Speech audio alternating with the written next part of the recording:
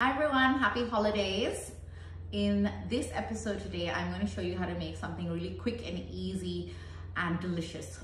It's basically plum pudding truffles. Plum pudding is obviously very festive and you can find them all over the place. Every supermarket stocks them.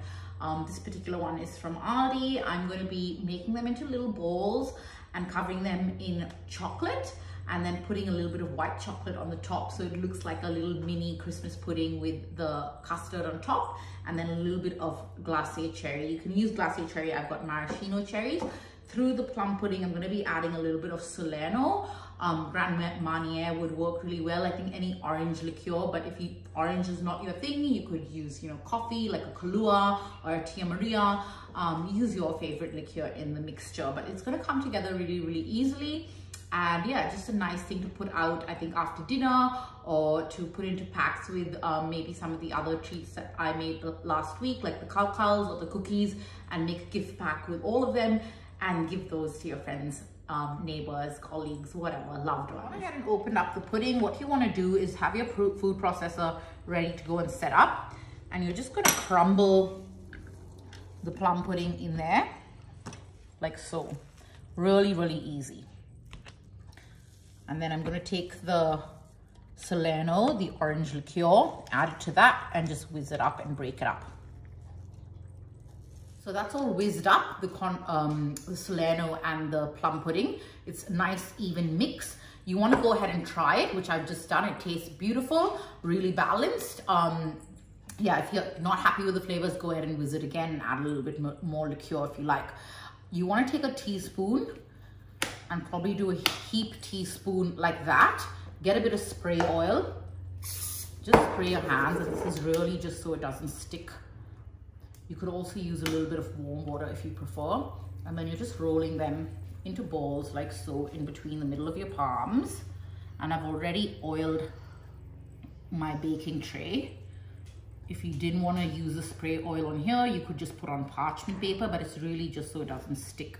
And there you go. We're going to continue and do it with the rest of the mixture.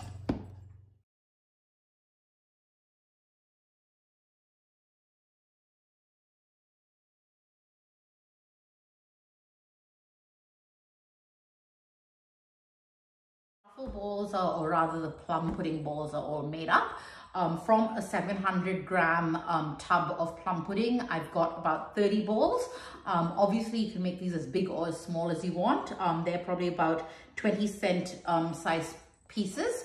Yeah, I think it's just nice having them bite size. So you're going to go ahead and pop this into your fridge just to harden up a little bit. And in the meantime, we're going to melt a little bit of the dark chocolate and the white chocolate separately, so we can coat the plum pudding with that. You can go ahead and just do it in the microwave. Super, super easy. If you prefer, you can do it on a double boiler over the water. But we'll go ahead, get it all melted and put the treats together.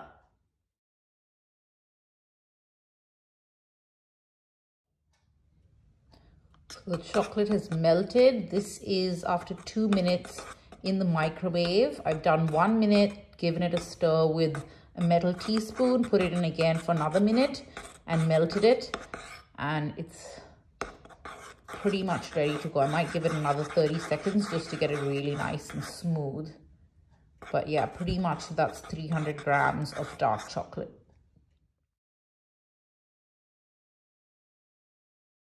Now it's time to actually put the plum pudding balls into the dark chocolate. I'm going to use a couple of skewers.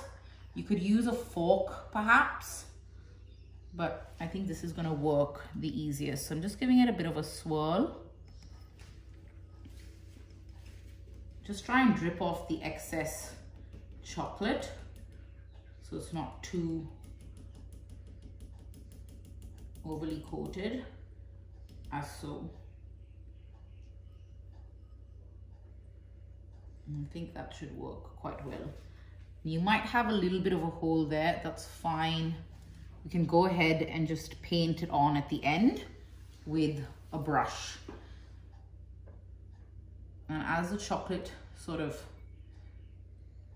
covers it, we can even place the glacé cherry there so it's not as obvious, if that makes sense. but that's pretty much what you want to go ahead and do. I think you just cover it like that. Just smooth the chocolate over like that, so it's not as obvious. And you're not going to be able to tell at all.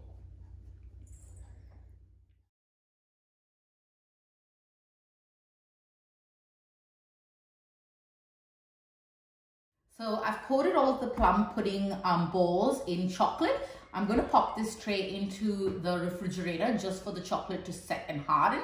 So I'd say look, probably 15 minutes to even half an hour to be on the safe side, just so it's really easy to work with when you decorate with the white chocolate on top and then pop on your glacé cherry. So into the fridge they go.